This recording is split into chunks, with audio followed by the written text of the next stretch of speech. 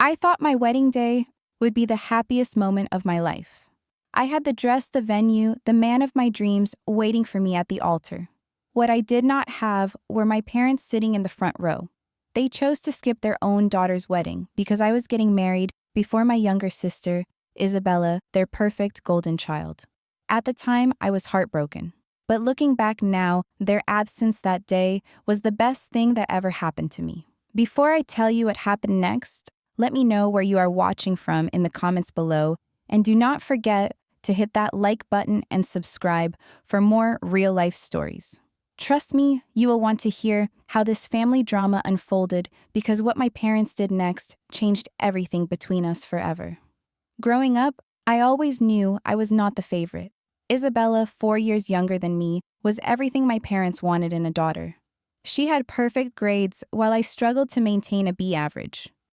She was homecoming queen while I spent Friday nights reading in my bedroom.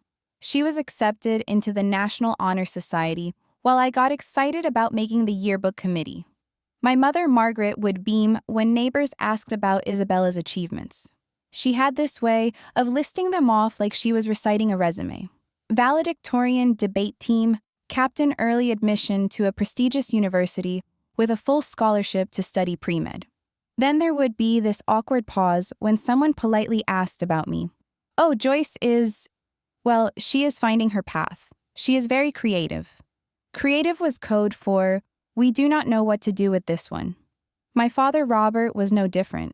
When Isabella announced she wanted to become a doctor, he practically threw a parade. When I told them I wanted to study graphic design, he asked if I was sure I did not want to consider something more stable.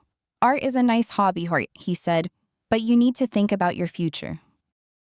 Isabella never had to think about her future. It was laid out for her like a red carpet.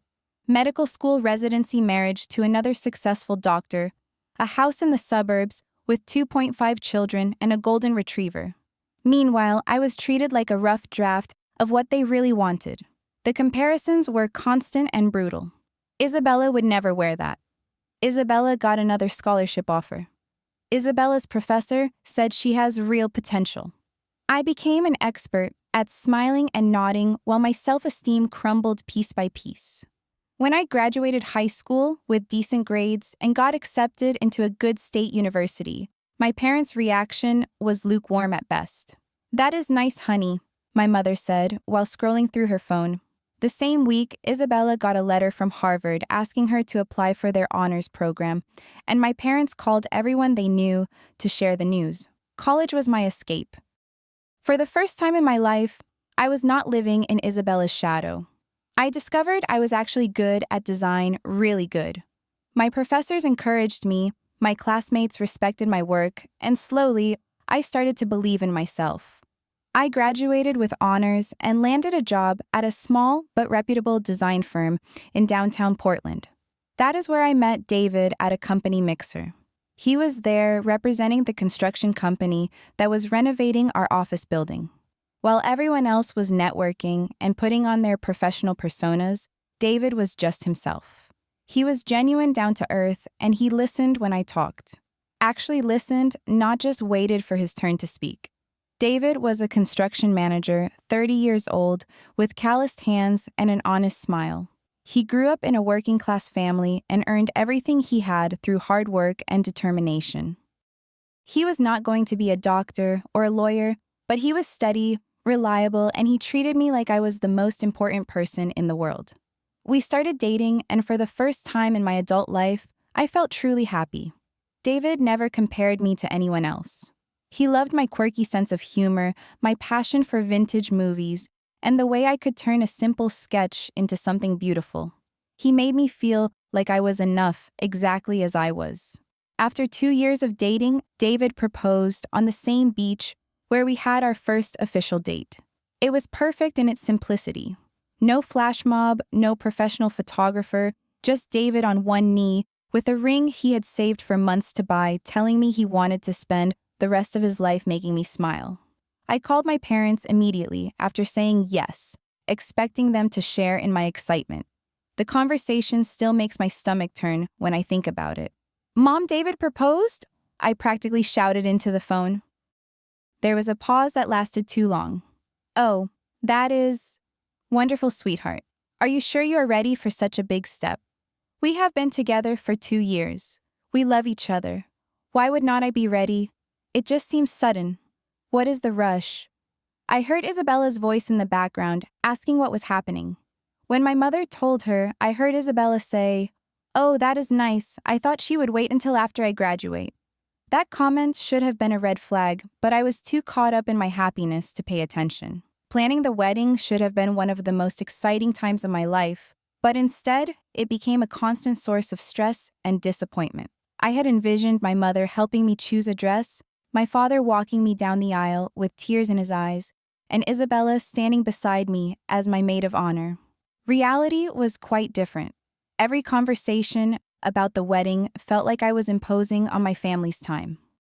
When I called to share details about the venue, the caterer or the flowers, my parents would listen politely for about 5 minutes before changing the subject to Isabella's latest academic achievement. The garden venue is beautiful. I would say, excitement bubbling in my voice. You should see how the lights look strung through the oak trees. That sounds lovely, dear, my mother would respond distractedly. Did I tell you, Isabella was selected for the research program? She is the youngest student they have ever accepted. Isabella had her own opinions about everything wedding-related, none of them positive. When I showed her pictures of my dress, she wrinkled her nose and said, "It is very rustic. I would never choose something so casual for my wedding." When I explained our decision to have an outdoor ceremony, she shook her head. "I hope it does not rain. Outdoor weddings are so risky. When I get married, it will definitely be in a proper church."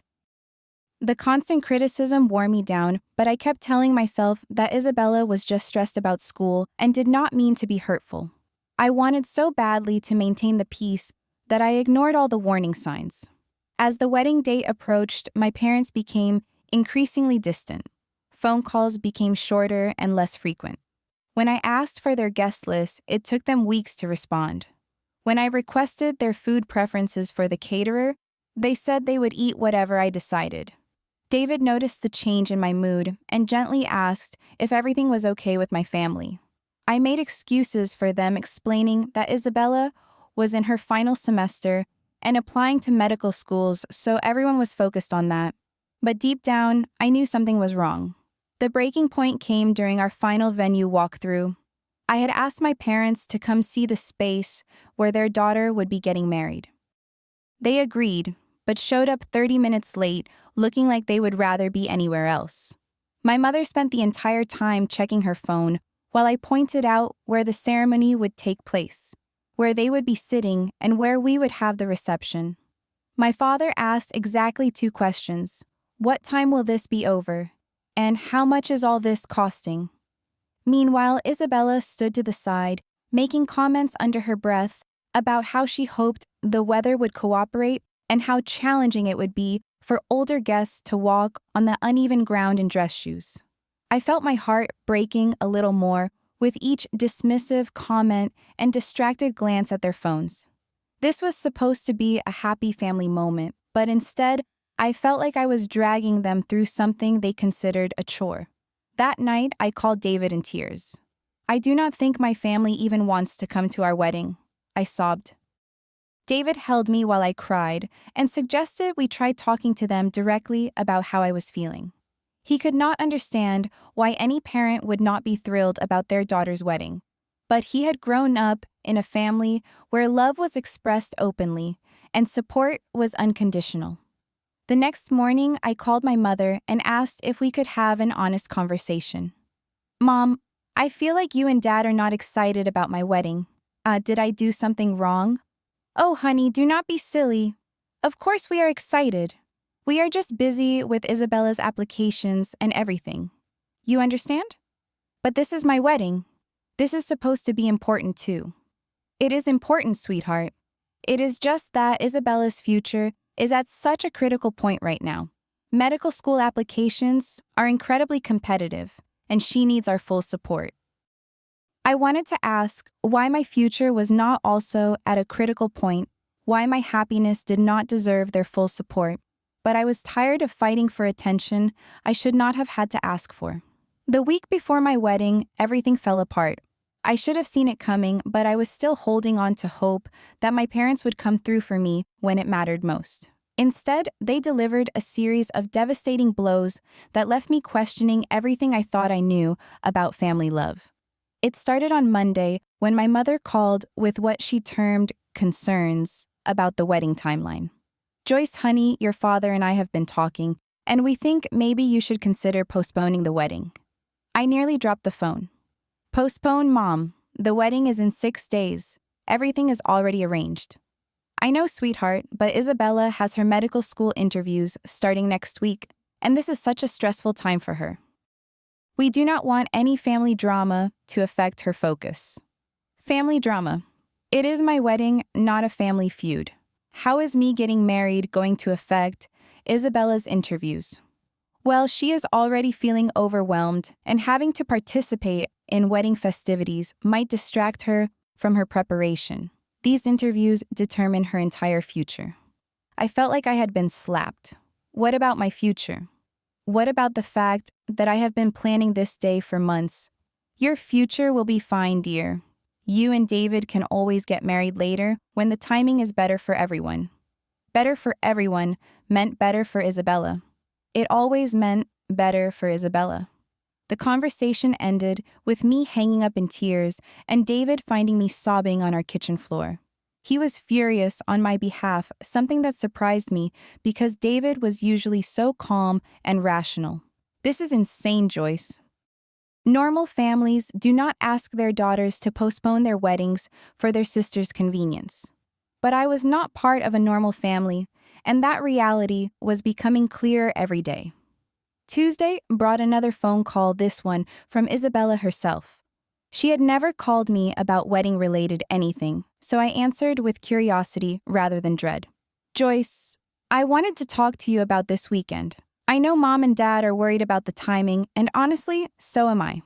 "Worried about what timing?" "The only timing that matters is Saturday at 4 o'clock. I think you are being a little selfish here. I have worked my entire life to get to this point, and these interviews are everything. If I mess this up because I am distracted by wedding stress, I will never forgive myself." The word selfish hit me like a physical blow. Selfish for wanting my family at my wedding. I never said I would not be there. I am just saying, maybe you could have been more considerate about the timing. You knew how important this year was for me. Isabella, I got engaged 14 months ago. We set this date 10 months ago. If it was going to be a problem, someone should have said something then. Well, we did not know exactly when my interviews would be scheduled. And honestly, Joyce, are you sure David is the right person for you? I mean, he is nice and all, but do you really see yourself being happy with someone so ordinary? The conversation ended with me hanging up again, but this time, I was too shocked to cry. My own sister had just told me my fiancé was too ordinary for me, as if I should be grateful for her honesty. Wednesday brought the final blow. My father called while I was at work trying to finalize last-minute details with vendors. "Joyce, I need to tell you something, and I do not want you to get upset." "Dad, if this is about postponing again, I cannot have this conversation at work. Your mother and I will not be able to make it to your wedding." The words did not process immediately. I stared at my computer screen, watching the cursor blink while my father's voice continued. "Isabella needs us to drive her to her interviews. Johns Hopkins is a 5-hour drive each way, and she is too nervous to make the trip alone. These interviews are the most important thing that will ever happen to her." "Dad, are you telling me that you and Mom are choosing not to come to my wedding?" "We are not choosing anything. We are being responsible parents and supporting our daughter when she needs us most. I am your daughter too. Of course you are, honey, but this is different. Isabella's entire career depends on these interviews. Your wedding is just one day. Just one day. My wedding was just one day, but Isabella's interviews were her entire career." The message was crystal clear about whose life mattered more in my family. Cannot she drive herself or take a flight, or have you drive her there and fly back? She specifically asked us to be there with her. She needs our support, and frankly, Joyce, this whole wedding feels rushed anyway. Maybe some time apart will help you think about whether this is really what you want. I sat in my office watching my coworkers go about their normal Wednesday afternoon while my world crumbled around me. My parents were not just missing my wedding, they were actively hoping it would not happen at all. That night, David found me sitting in our bedroom, still in my work clothes, staring at nothing. "What happened?" he asked, sitting beside me on the bed. When I told him, his reaction was immediate and intense. He stood up, ran his hands through his hair, and said words I had never heard him say before. "This is unforgivable, Joyce. Parents who love their children do not miss their weddings for any reason short of a medical emergency. Maybe I am being dramatic. Maybe they are right that the timing is bad. Listen to me." David knelt in front of me and took my hands. "There is no bad timing for love. There is no wrong time to support your daughter on the most important day of her life. Your parents are choosing to hurt you, and I will not stand here and watch you make excuses for them."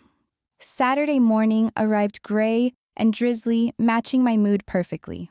I woke up in the hotel room I had booked for getting ready, surrounded by my wedding dress, shoes, and makeup, but without the one person I had always imagined would be there with me on my wedding morning. My mother. David's mother, Patricia, knocked on my door at 8 a.m. sharp, carrying coffee and pastries from the bakery down the street. She had volunteered to help me get ready when it became clear that my own mother would not be there, and her kindness made me cry harder than my parents' absence. "Oh, sweetheart," Patricia said, setting down the coffee and wrapping me in a hug that smelled like vanilla and warmth. "Today is about celebrating love.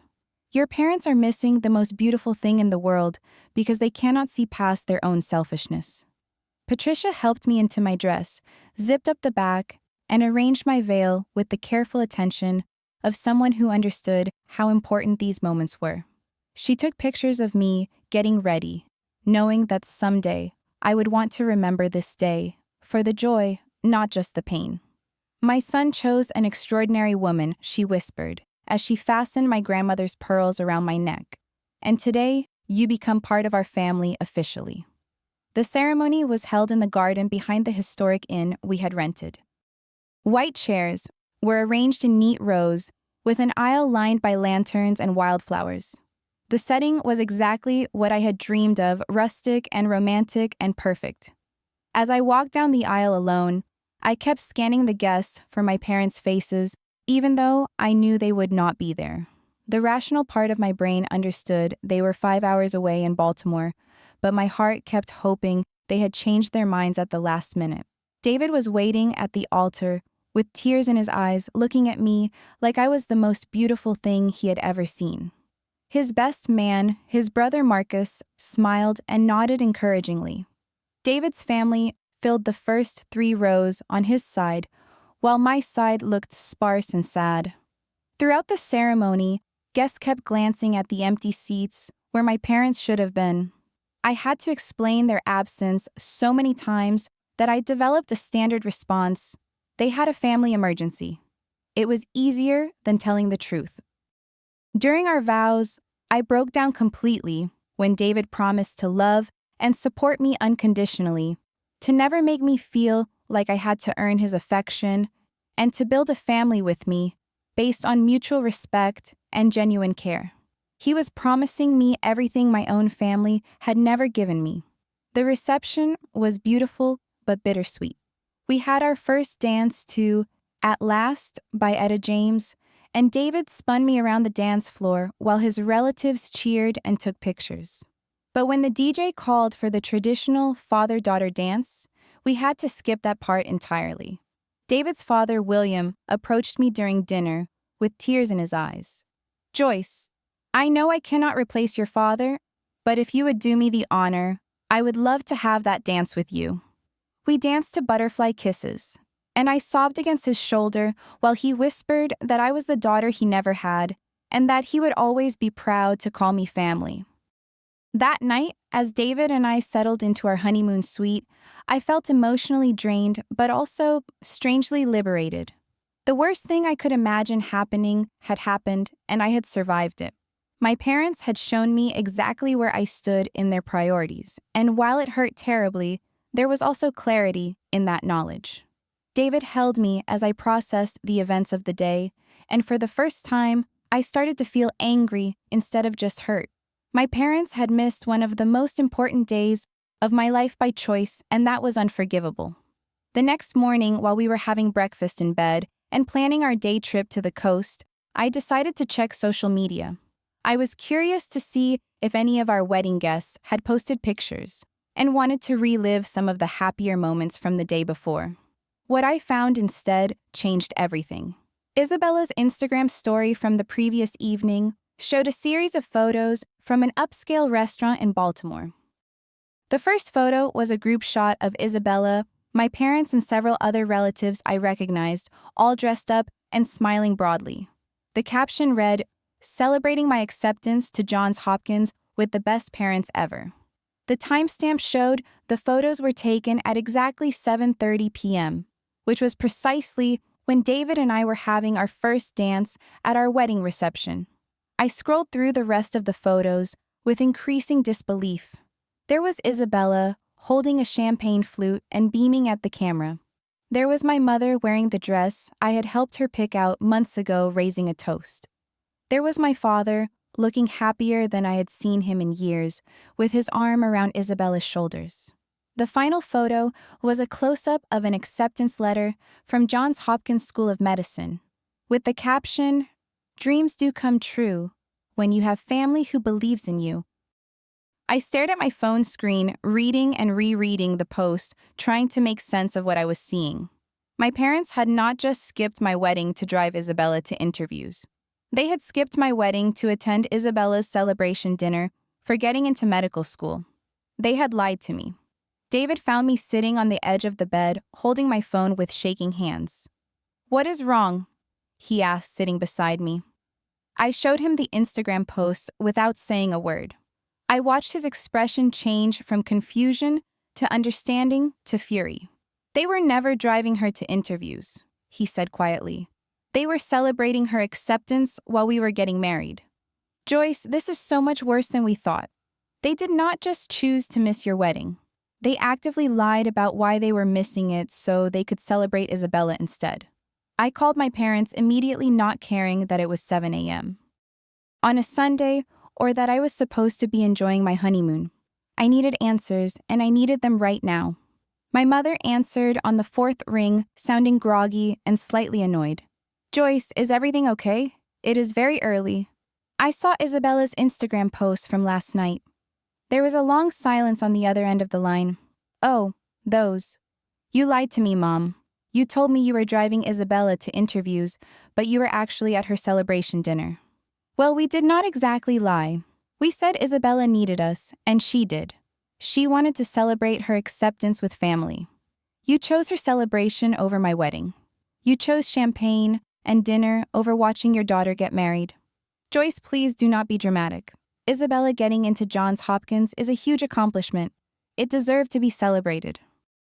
And me getting married did not deserve to be celebrated." My father got on the phone at that point, and his tone was defensive and annoyed. "Joyce, you are being unreasonable. Isabella worked her entire life for this acceptance. Your wedding was just a party. My wedding was just a party. You know what I mean? Isabella's acceptance affects her entire future. Your marriage will still be valid whether we were there or not." I felt something break inside me at those words. Something that had been cracked for years finally shattered completely. "You are right, Dad. My marriage will still be valid, but your relationship with me will not be." I hung up the phone and made a decision that would change the course of my life forever. I was done fighting for scraps of attention from people who would never value me the way I deserved to be valued. I was done making excuses for parents who had shown me repeatedly that I would always be their second choice. David and I spent the rest of our honeymoon talking about what we wanted our future to look like. And for the first time in my adult life, those conversations did not include strategies for winning my parents' approval. Instead, we talked about building something entirely our own.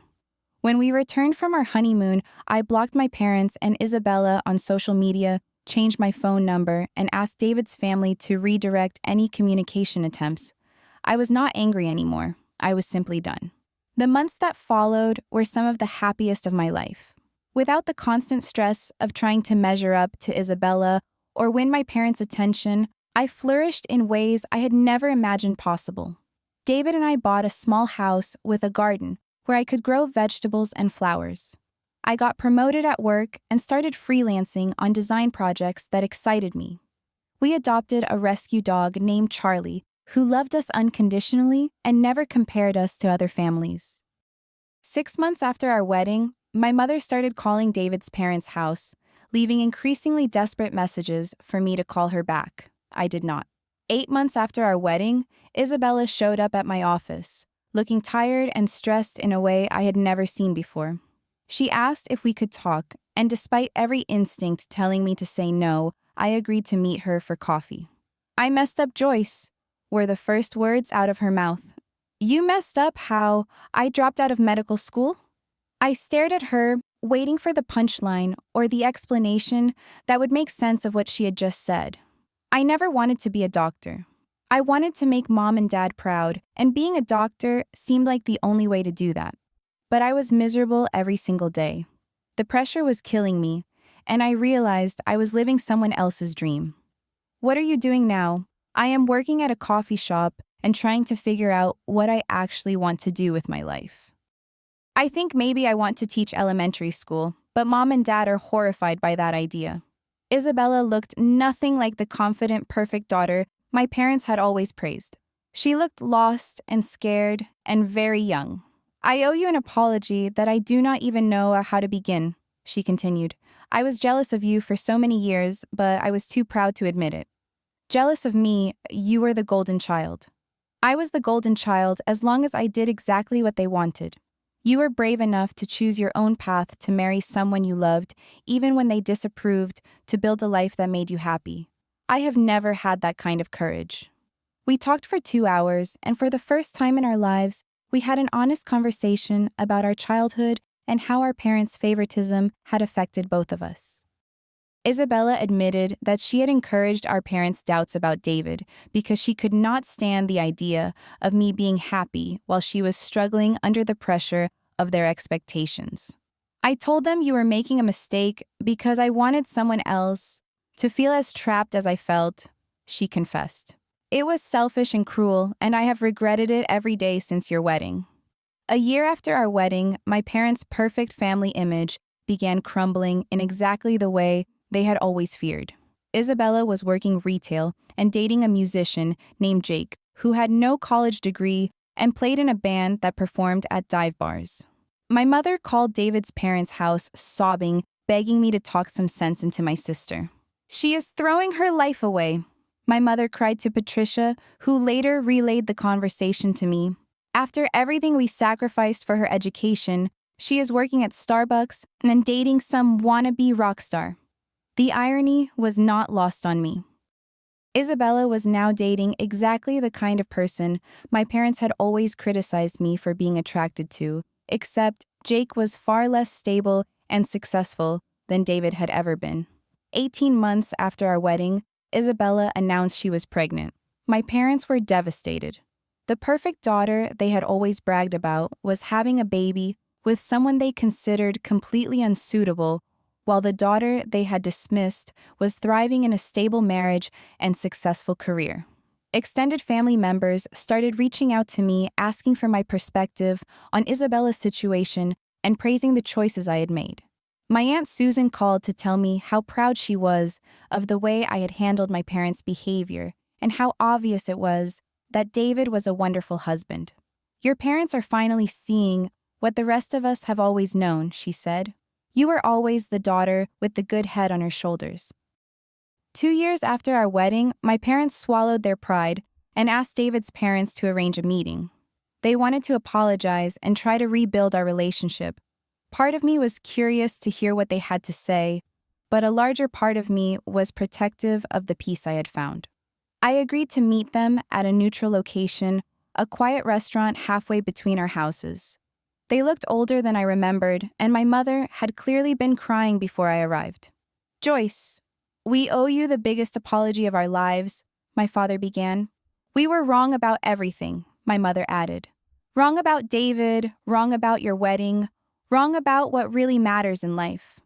They spent an hour explaining how they had come to realize their mistakes, how watching Isabella struggle had made them understand that success and happiness were not the same thing, and how much they regretted missing my wedding and the early months of my marriage. We would give anything to go back and do things differently, my mother said. I listened to everything they had to say, and I could see that their regret was genuine. But I also knew that their apology was motivated more by their disappointment in Isabella than by any real understanding of how they had hurt me. I appreciate your apology, I told them, but I need you to understand that forgiveness does not mean forgetting. If you want to have a relationship with me, it has to be on completely different terms. Over the following months, we slowly rebuilt a relationship, but it was nothing like the dynamic I had grown up with. I set clear boundaries about how much contact we would have and what topics were off limits for discussion.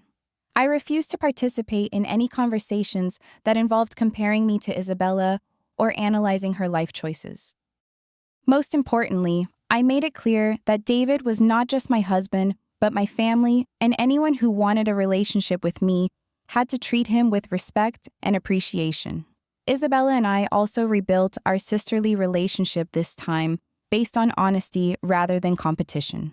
She eventually married Jake in a small ceremony that my parents attended but clearly struggled to enjoy.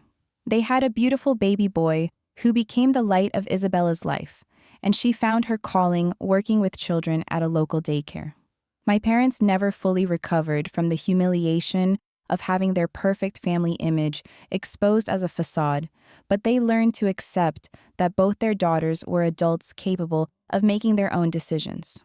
As for David and me, we celebrated our 5th wedding anniversary last month with a small dinner at home, just the two of us and Charlie. We are expecting our first child in the fall, and I know with absolute certainty that this baby will grow up in a house where love is unconditional and no child will ever feel like they have to earn their parents' affection. Looking back on that devastating wedding day, I realized that my parents' absence was actually the greatest gift they could have given me. It forced me to stop seeking their approval and start building a life based on my own values and desires. It showed me the difference between conditional love and unconditional love, and it helped me understand that the family you create can be so much stronger than the family you are born into. I learned that sometimes the most painful experiences in our lives are also the most transformative ones. My parents skipping my wedding felt like the end of the world, but it was actually the beginning of my real life. The life where I stopped apologizing for being myself and started celebrating the person I had become. Sometimes losing the approval you have always craved is the only way to realize you never needed it in the first place. What do you think about parents who miss important family events because of favoritism? Have you ever had to set boundaries with family members who did not value your happiness? Let me know in the comments below, and do not forget to like this video if my story resonated with you. Please subscribe for more real-life stories about family drama and personal growth, and share this video with anyone who might need to hear about choosing your own happiness over other people's expectations. Thank you so much for listening to my story. And remember that sometimes the most painful chapters in our lives lead us to the most beautiful endings.